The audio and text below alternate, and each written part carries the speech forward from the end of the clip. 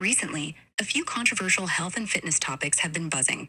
One big debate is around Ozempic and Wegovy, weight loss drugs Mm. getting pushback from some in the gym and wellness industries. All right, and welcome back to the Price for Paradise. It's looking like we're having an AI theme this week. So now, since I've had ChatGPT on, I am bringing on Grok, its competitor, because it is the other AI I pay for right now. But what's going on, Grok? Welcome to the podcast. Thanks for having me on the Price for Paradise. I'm excited to be here and ready to tackle those health and fitness topics with you. So, what's the first thing you want to dive into? Any big AI meets wellness questions on your mind? And yes, I do have a lot of AI meets wellness questions. So, first and foremost, what are your thoughts on AI and how it's going to progress the health and fitness industry? AI is already shaking things up in health and fitness, and it's only going to get bigger. It's helping with personalized workout plans, nutrition tracking, and even mental health coaching by analyzing data like sleep patterns or heart rates in real time. What's exciting is how it can predict injuries or optimize recovery, like wearables suggesting you ease up before you overtrain. Where do you see AI fitting into your fitness routine? I have AI, helping track macros for my clients and help create fitness routines and schedules and help organize their health and fitness journals. But I did talk a lot about this with ChatGPT, so I'm going to break off of this conversation and we're going to go into some more questions about health and fitness that I have about the health and fitness industry. Sounds good. Let's switch gears. Hit me with your health and fitness industry questions. What's the next big topic you want to explore for the Price for Paradise? All right, so there's this new health event that's going on. It's called High Rocks. And so High Rocks is like a CrossFit alternative, a little bit lower regression, not as intense, a little bit more available for everybody, but it is the new health and fitness fad. So can you explain to me a little bit about what you know about High Rocks? Hyrox is a fitness race mixing 1 kilometer runs with functional workout stations, repeated 8 times. It's like a high energy combo of endurance and strength. Unlike CrossFit, it's more standardized with simpler moves, like sled pushes or burpee broad jumps, so it's accessible to beginners and pros alike. It started in Germany in 2017, exploded globally, and now expects over 550,000 athletes at 80 plus events in 2025. What do you think about its inclusive vibe for your listeners? I think it's pretty cool. I love sled pushes and med ball, wall balls, and I feel like it's an event built for me. I'm not necessarily a CrossFit athlete, maybe not yet. You never know where this could go. But can you talk to me a little bit about what CrossFit is and the difference between that and High Rocks? CrossFit's a high intensity workout program mixing weightlifting, cardio, and gymnastics into varied daily routines. Think heavy snatches or muscle ups that demand serious skill and strength. It's intense, competitive, and often gym based with a tight community vibe. High Rocks, on the other hand, is a race format, always 1 kilometer runs paired with functional exercises like sled pushes or wall balls, designed to be more approachable and standardized across global events. While CrossFit's workouts change daily and can get complex, High Rock sticks to a predictable 8 station loop, making it easier for beginners to jump in. Which one's vibe fits your clients better? All right. So with CrossFit, I have some questions about risk reward ratio. So, like, how risky is doing CrossFit for the everyday athlete? Is it something that we can, add to our fitness programs, or is it something we should stay away from if we have prior injuries? Can you talk to me a little bit about CrossFit? CrossFit can be risky for everyday athletes if form's off or intensity's too high. Common injuries include shoulders, back, or knees, especially with complex lifts like snatches under fatigue. Data shows injury rates around 3 to 5 per 1,000 training hours, similar to other high intensity sports. But poor coaching or ego driven pushing amps up the risk. If you've got prior injuries, scaling workouts and focusing on mobility is key. Good trainers customize to avoid flare ups. It can fit into programs with proper supervision, but if injuries are a concern, low impact alternatives or Hyrox's simpler moves might be safer. What kind of injuries are your clients dealing with most? My clients have a host of different injuries. I have clients with all a spectrum of different things, but All right. And then can you explain to me about strongmen? What do strongmen do and what kind of event is that? Strongmen are athletes who compete in events testing raw strength, endurance, and grit. Think deadlifting cars, carrying 800-pound frames, or tossing massive stones like the Husafel or Denny stones. Competitions like World's Strongest Man or Strongman Classic involve staple events, deadlifts, often with odd objects like barrels, squats, log presses, and things like the loading medley, where you move heavy stuff fast. It's less about speed like high rocks and more about raw power and mental toughness, pushing athletes to their limits across varied, grueling tasks. Ever tried any strongman style lifts with your clients? I have not, but one of my friends is a strongman. And so one of these days we'll have to get him on the podcast. But, Chad, I do have a question for you. And it's a little bit off topic, but if you put a powerlifter, a bodybuilder, and a world's strongest man in the room with a bear, who would win? The people or the bear? That's a wild scenario. If we're talking raw power and survival instinct, the bear's got the edge. Grizzlies can weigh up to 800 pounds, bench their body weight like it's nothing, and have claws and jaws that outmatch human strength. The powerlifter's max deadlift, the bodybuilder's shredded physique, and even the strongman's stone lifting grit won't outdo a bear's natural weapons and ferocity in a straight up fight. Together, they might distract it or scare it off with noise and teamwork, but one on one, bear wins, hands down. What made you throw a bear into the mix? It's actually been like a viral concept out there. How many people it would take to take down a bear? So, Grok, yeah, like how much people would it take to take down a wild grizzly bear? Taking down a wild grizzly bear would require a lot of people. Experts say at least 10 to 15 strong, coordinated adults, preferably with weapons or tools, to have a chance. A grizzly's 800 pounds, can run 35 miles per hour, and has thick fur and fat that make it tough to overpower without strategy or equipment. Even then, it's risky. Bears are unpredictable and can take down multiple people fast. Have you seen this debate popping off online? What's the wildest take you've heard on it? I've seen hundreds and hundreds of takes about it, but I do think that you are pretty I don't know, easy on the people there. 15, that's it. That's all it's gonna take. Like I think it would take a lot more than that. But hey, real world scenario, you never know what's gonna happen. Yeah, 15 is a bare minimum if everything goes perfectly. And trust me, real world, that bear's not playing nice. I've seen expos claiming you'd need a whole mob, like 30 or more, to even think about it, especially without weapons. Chaos factor's huge with a grizzly. What's the craziest number you've heard in those online debates?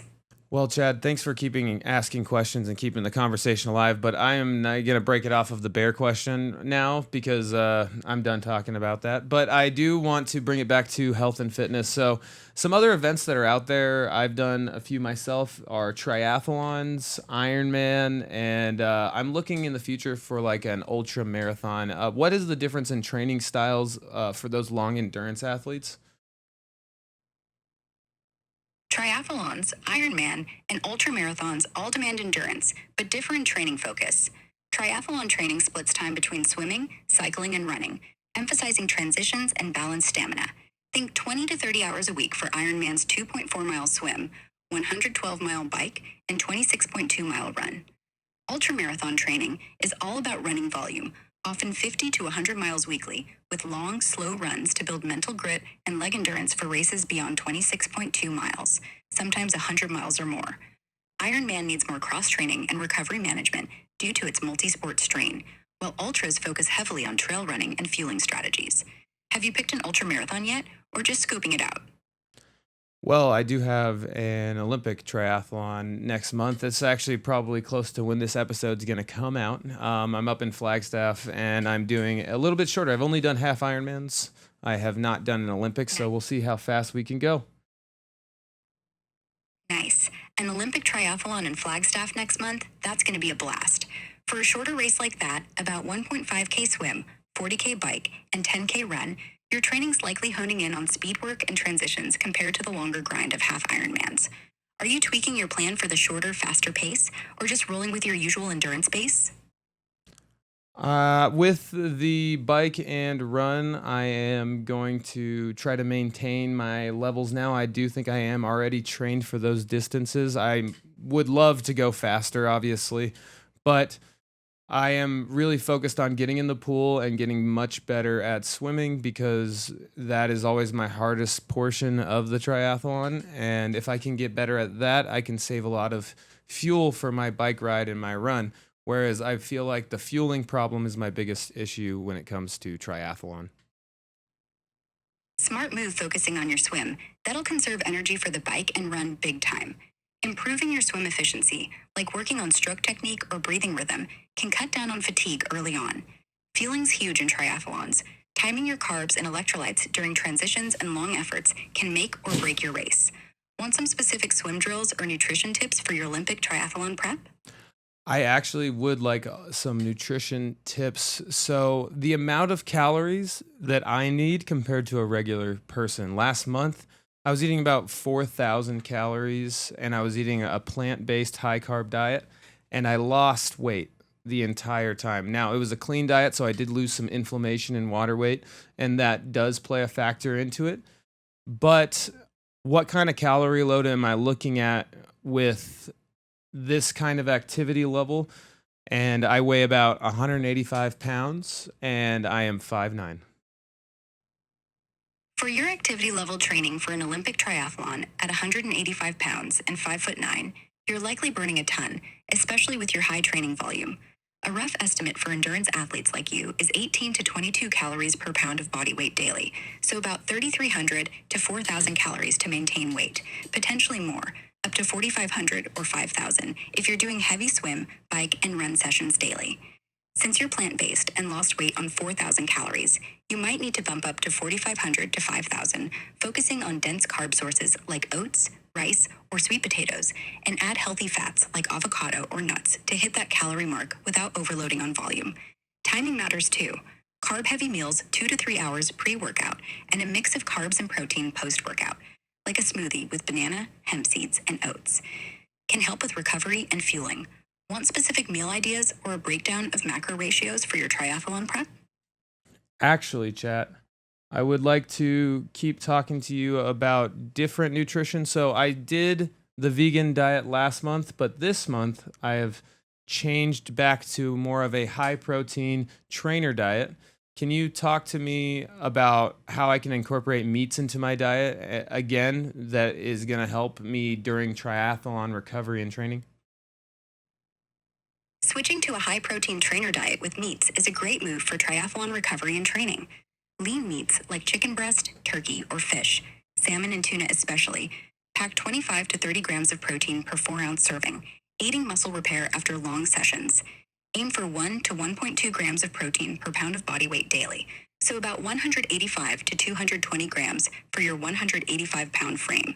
Grill or bake chicken for quick post-workout meals with rice and veggies to hit carbs and micronutrients. Salmon's omega-3s can reduce inflammation from intense training.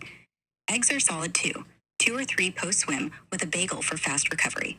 Spread protein across meals, say 40 to 50 grams every 3 to 4 hours to keep muscles fueled. Hydration's key with higher protein. Sip water consistently. Want meal prep ideas or tips to balance meats with your carb needs for endurance? All right. So, Grok, thank you for these recommendations. That's actually a really good analysis of what I need to do, and a lot along the lines of what I was trying to do, actually. Anyways, any other like tips about lifestyle? How much sleep should I be getting, and stuff like that?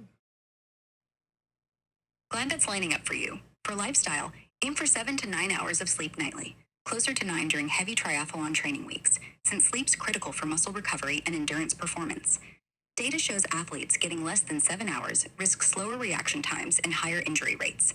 Keep a consistent sleep schedule, dim lights an hour before bed, and avoid screens to boost melatonin. Hydration's huge. Drink about 100 ounces of water daily, more if you're sweating a lot. Stress management helps too. Even 10 minutes of stretching or mindfulness daily can lower cortisol and improve focus for race day. Want specific recovery hacks or meal timing tips to sync with your training?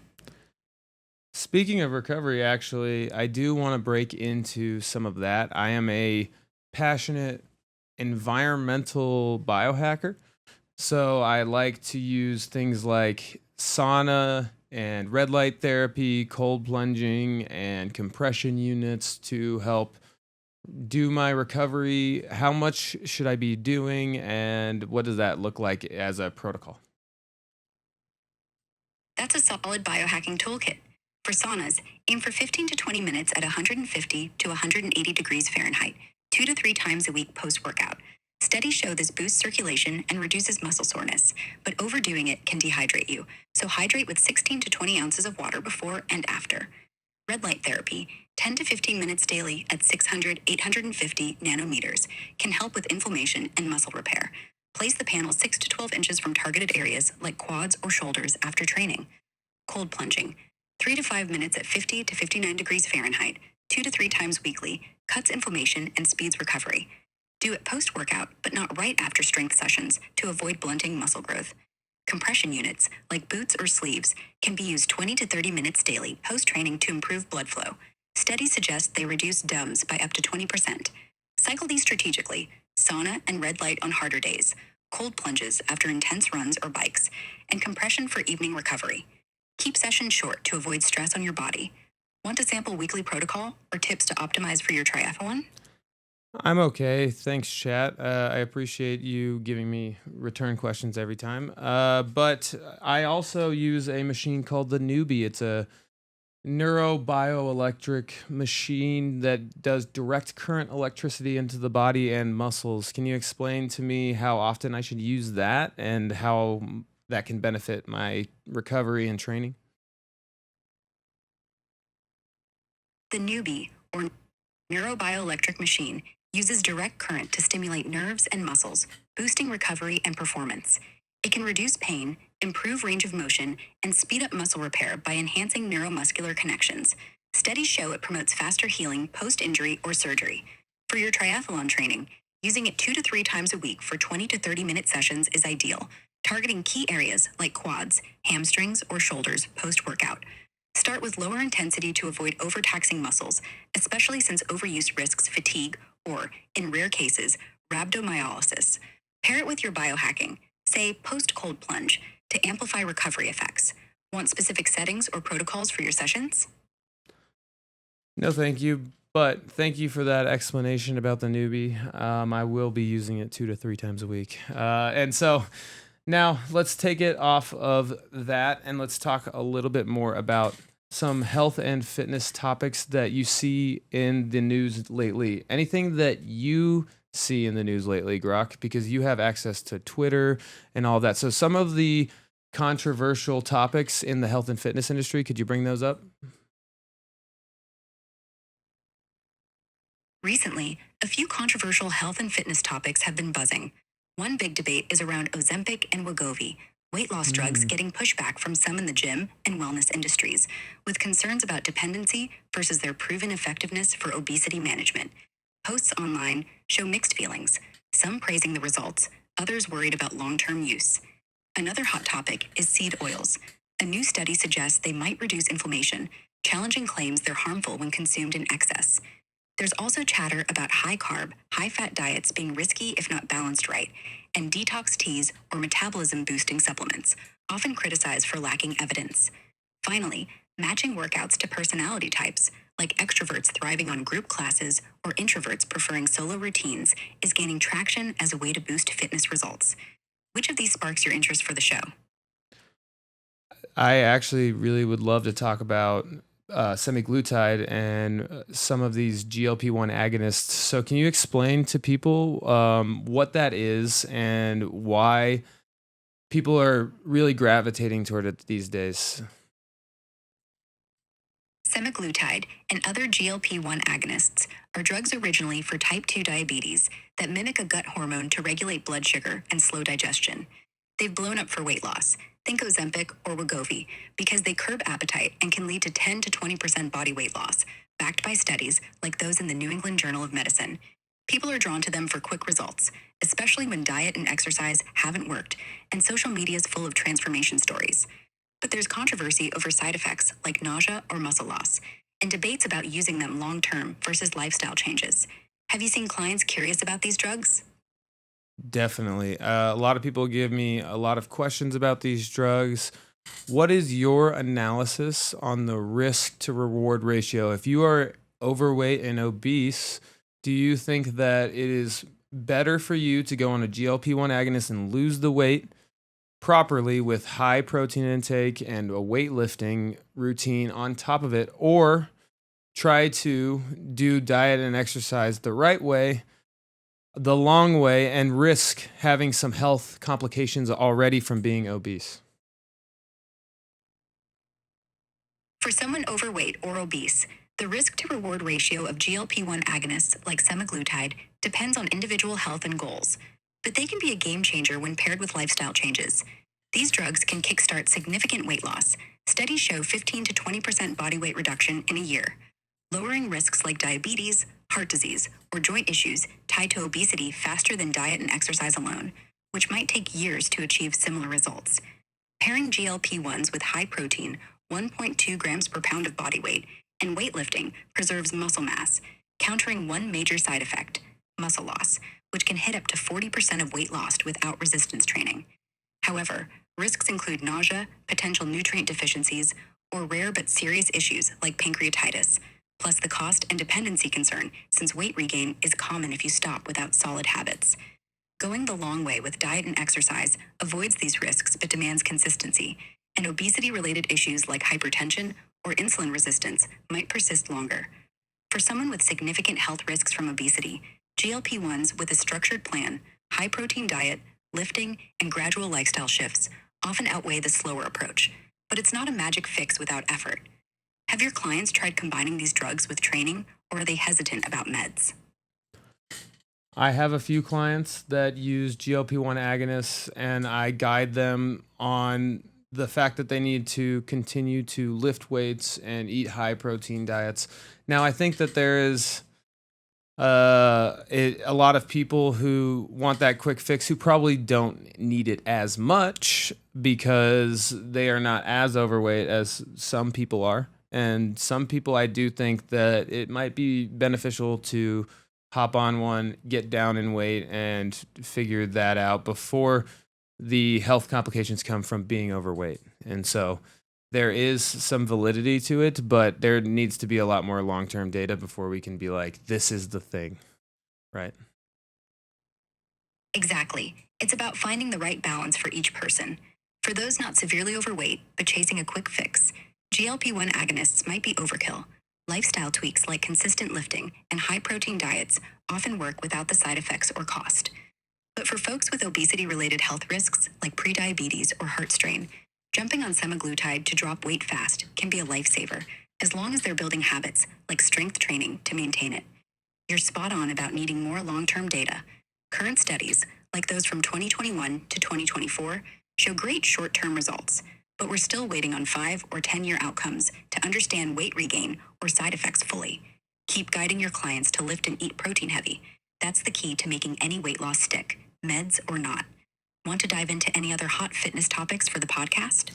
I do. I want to talk to you a little bit about high protein diets. Is there any drawbacks to high protein diets? One of my clients is an oncologist. He works with cancer patients every day, and we have a lot of protein debates because sometimes the things that help you grow muscle could be the things that exacerbate cancer. So can you explain that to me?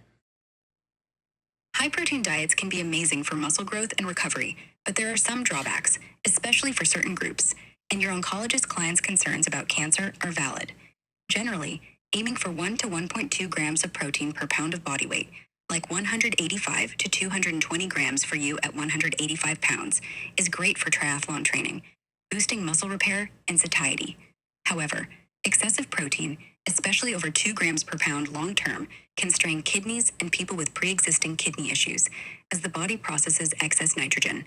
It can also lead to dehydration if you're not drinking enough water, since protein metabolism requires more fluid.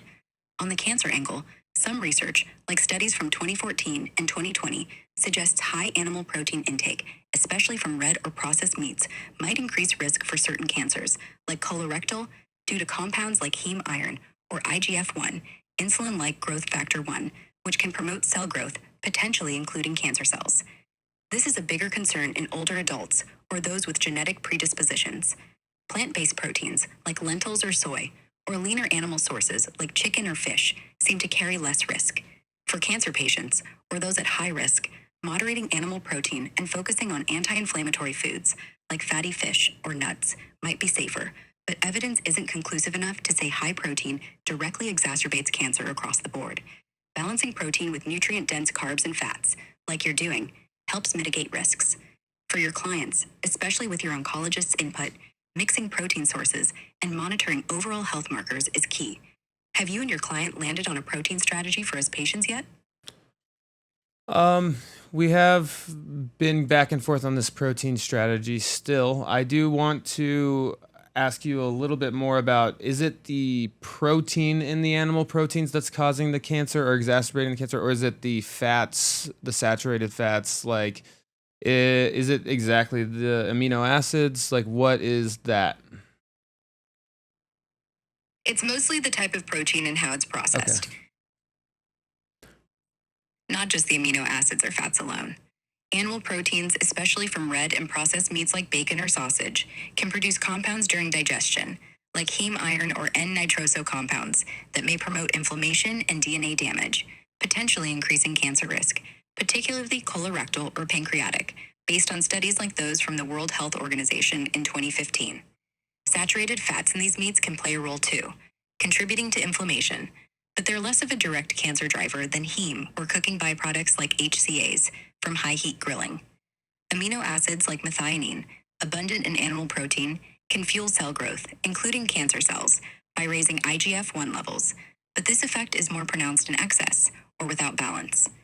Plant proteins don't typically carry these risks because they lack heme and produce fewer harmful compounds.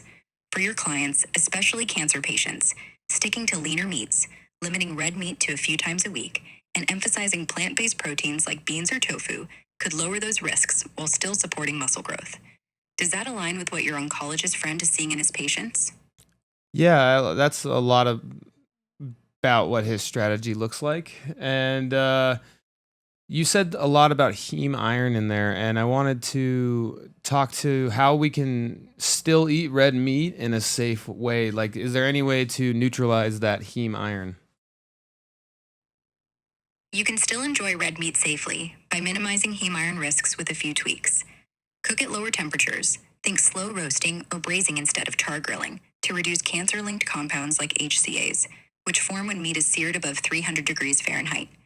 Marinating in olive oil, vinegar, or herbs like rosemary before cooking can lower HCA formation by up to 90%, per 2018 studies. Pair red meat with high fiber veggies like broccoli or kale, which binds some heme iron in digestion, reducing its inflammatory impact. Limit portions to 3 to 4 ounces, 2 to 3 times a week, to keep heme intake moderate. Studies suggest staying under 500 grams of red meat weekly cuts colorectal cancer risk. Choosing grass fed beef can also help. It's leaner with fewer saturated fats and slightly less heme. Calcium rich foods like yogurt or leafy greens, eaten with meals, can further inhibit heme absorption. Have you tried any of these with your clients' diets yet? No, I have not. But I have a hard time not answering your questions at the end when you ask them, because I'm just going to go right into my next question. So we want to break it off of the heme iron talk, and let's talk a little bit about fasting. So there are multiple different types of fasting protocols. And since we've been talking about cancer, how can that help us with preventing cancer, and how does that stimulate autophagy? Can you explain to us about fasting? Fasting can be a powerful tool for health, including cancer prevention, by triggering autophagy, where cells clean out damaged components, potentially reducing cancer risk. Types include intermittent fasting, like 16-8, eating in an 8-hour window, 24-hour fasts, once or twice a week, or longer 48 to 72-hour fasts, water, black coffee, or tea only. Studies like those in Nature from 2019 show autophagy ramps up after about 14-16 hours of fasting, peaking around 24-48 hours, recycling old proteins and damaged cells that could become cancerous if left unchecked. Fasting also lowers IGF-1, a growth factor linked to some cancers when elevated, and reduces inflammation, a cancer driver. For cancer prevention, 16/8 or 24-hour fasts a few times weekly are practical and show benefits without extreme calorie cuts. Pair fasting with nutrient-dense meals, think veggies, lean proteins, healthy fats, to avoid nutrient deficiencies. For your triathlon training, shorter fasts, 12 to 16 hours on lighter days, work better to avoid energy crashes. Too much fasting, like prolonged 72-hour fasts, can stress the body if overdone, so moderation's key. Want specific fasting schedules that fit your training? That was a great explanation about fasting, chat. Because I do sometimes overtrain and undereat, and so when you say that about during my triathlon training, I should not do as big a fast, or so you have to fast based on your lifestyle. Absolutely. Tailoring fast to your lifestyle is crucial, especially with triathlon training. If you're overtraining and undereating, long fasts, like 24 hours or more, could tank your energy and recovery. Studies show prolonged fasting can lower performance in muscle repair and endurance athletes. Stick to shorter fasts, like 12 to 16 hours, 16/8 method, on rest or low intensity days to keep fueling your sessions without burning out. On heavy training days, break your fast earlier with high protein, carb rich meals to support muscle recovery and glycogen stores. Autophagy still kicks in at 12 to 14 hours, so you're getting benefits without risking deficits. Have you noticed any performance dips when fasting too long during training? Yes, I have seen energy walls when I fast when I train, but thanks, chat, for this amazing conversation. You guys are very knowledgeable and you get to the point very fast, and you're very good at explaining in depth what I'm talking about. I appreciate everything you did today. Can you please give me a summary of what we talked about and give us some closing remarks, some health tips for the fans out there in the world? Thanks for the chat. I'm glad it helped. Here's a quick summary. We covered AI's role in health and fitness, like personalized plans and injury prevention. We compared High Rocks, a beginner friendly fitness race, to CrossFit's intense, varied workouts, noting CrossFit's injury risks for everyday athletes. We explored strongman events, raw power feats like stone lifting, and debated whether a powerlifter, bodybuilder, or strongman could take on a bear. Spoiler, bear wins, unless you've got 15 plus people. We discussed your Olympic triathlon prep, focusing on improving your swim and fueling with 4,500, 5,000 calories daily, mixing high protein meats like chicken or fish with carbs for recovery. Your biohacking tools, sauna, red light, cold plunges, compression, and newbie, work best 2 to 3 times weekly, timed with training. We tackled GLP-1 agonists like Ozempic for weight loss, great for obesity, but needing high protein and lifting to maintain muscle.